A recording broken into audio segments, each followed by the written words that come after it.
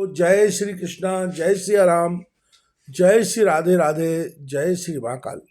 इस वीडियो में आपको श्रवण कराएंगे इलावृत वर्ष में भगवान शंकर द्वारा भगवान श्री हरि के शंकरषण रूप की, भद्राश वर्ष में भद्रश्रवा के द्वारा हैग्रीव रूप की, हरिवर्ष में प्रहलाद के द्वारा नृसिंह रूप की, केतुमालव वर्ष में श्री लक्ष्मी जी के द्वारा कामदेव रूप की और रम्यक वर्ष में मनु जी के द्वारा मत्स्य रूप की स्तुति उपासना।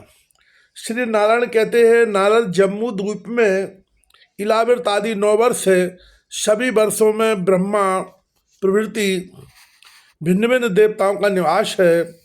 ये देवता जप, ध्यान और समाधि में लगे रहकर पहले बताए हुए स्तोत्रों के द्वारा श्री देवी की उपासना करते हैं। उन वर्षों में कतार से कतार वन है जो सभी ऋतुओं में सुगंधित पुष्पों, फलों एवं पल्लवों से सुशोभित रहते हैं। उन वर्षों में बहुत से जंगल, पर्वत और कंदराएं हैं। गुफाओं में स्वच्छ और प्रभूति जल भरा रहता है। उन 9 वर्षों में आदि पुरुष भगवान नारायण संपूर्ण लोकों पर अनुग्रह करने की दृष्टि से भगवती श्री देवी की उपासना करते हुए विराजमान रहते हैं। इन्हें सबसे पूजा पाने का स्वअवसर प्राप्त है। आगे भी पूजा पद्धति चालू रहे।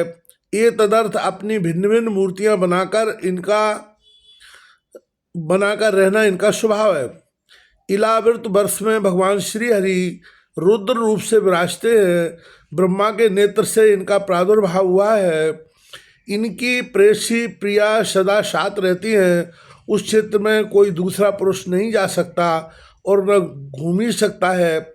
यदि कोई पुरुष वहाँ चला भी जाए तो भवानी के शाप से वह तुरंत स्त्री के रूप में परिणत हो जाता है। माँ भवानी की सेवा में संलग्न रहने वाली असंख्य स्त्रियां रहती हैं। उन स्त्रियों से घिरे रहकर भगवान रुद्र महाभाग शंकरषण की उपासना करते हैं। इन शंकरषण को भगवान श्री हरि की तामस प्रकृति वाली चौथी मूर्ति कहा जाता है। केवल अखिल प्राणियों के कल्याणार्थ रुद्र द्वारा शंकरषण की पूजा होती है। ये पूजक रुद्रदेव अजन्मा हैं। इनका चित्त सदा शांत रहता है। भगवान शंकर कहते हैं, ओम नमो भगवते महापुरुषाय सर्वगुण संख्या नायांत वक्तव्याय नमः। ओम जिनसे सभी गुणों की अभिव्यक्ति होती है, उन अनंत और ओमकार स्वरूप परम पुरुष श्री भगवान को नमस्कार है। भजनीय प्रभु, आपके चरण कमल भक्तों को आश्रय देने वाले हैं तथा आप स्वयं ऐश्वर्यों के परम आश्रय हैं। भक्तों के सामने आप अपना भूत भावन स्वरूप पूर्णता प्रकट कर देते हैं तथा उन्हें संसार बंधन से मुक्त भी कर देते हैं, किंतु अभक्तों को उस बंधन में डालते रहते हैं। आप ही सर्वेश्वर हैं। मैं आपका भजन करता हूँ। प्रभु, हम लोग क्रोध के आवेग को नहीं जीत सके हैं तथा हमारी दृष्टि तत्काल पाप से लिप्त हो जाती है, परंतु आप तो संसार का नियमन करने के लिए निरंतर साक्षी रूप से उसके सारे व्यापारों को देखते रहते हैं। तथापि हमारी तरह आपकी दृष्टि पर उन मायक विषयों तथा चित्त की वृत्तियों का नाम मात्र को भी प्रभाव नहीं पड़ता। ऐसी स्थिति में अपने मन को वश में करने की इच्छा वाला कौन पुरुष आपका आदर करेगा? वेद मंत्र आपको जगत की उत्पत्ति, स्थिति और लय का कारण बताते हैं, परंतु आप स्वयं आगे वेदव्यासी भगवान बताते हुए कहते हैं कि परंतु आप स्वयं तीनों विकारों से रहित हैं, इसलिए आपको अनंत कहते हैं। आपके सहस्त्र मस्तकों पर यह भूमंडल सरसों के दाने के समान रखा हुआ है। आपको तो यह भी नहीं मालूम है कि वह कहाँ स्थित है, जिनसे उत्पन्न हुआ मैं अहंकार रूप अपने त्रिगुणमय तेज से देवता, इंद्रिय और भूतों की रचना करते हैं। वे विज्ञान के आश्रय भगवान ब्रह्मा जी भी आपके महतत्व संज्ञक प्रथम गुणमय स्वरूप है। महात्मन महतत्व अहंकार, इंद्रियाभिमानी देवता, इंद्रियां और पंचभूत आदि हम सभी डोरी में बंधे हुए पक्षी के सदस्य आपकी क्रिया शक्ति के वशीभूत रहकर आपकी ही कृपा से इस जगत की रचना करते हैं।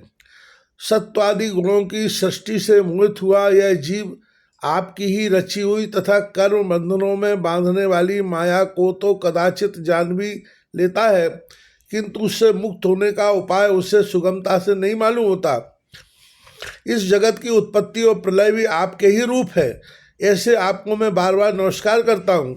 श्री नारायण कहते हैं, नारद इस प्रकार महाभाग रुद्र भगवान शंकर शरण की इलावृत वर्ष में उपासना करते हैं।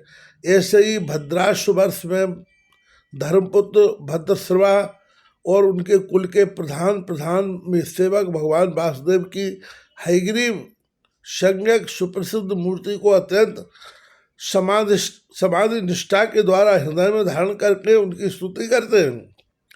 सेवकों सहित भद्रश्रवा कहते हैं, ओम नमो भगवते धर्मात्म विशोधनाय नमः।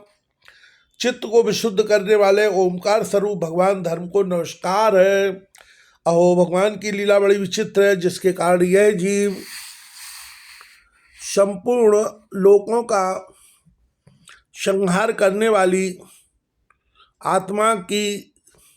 आत्मा को देखकर भी नहीं देखता और तुच्छ विषयों का सेवन करने के लिए पापमय विचारों की उधेड़ उनमें लगा रहता है। अपने ही हाथों अपने पुत्र और पिता महादि की लाश को जलाकर भी उसमें स्वयं जीते रहने की इच्छा करता है।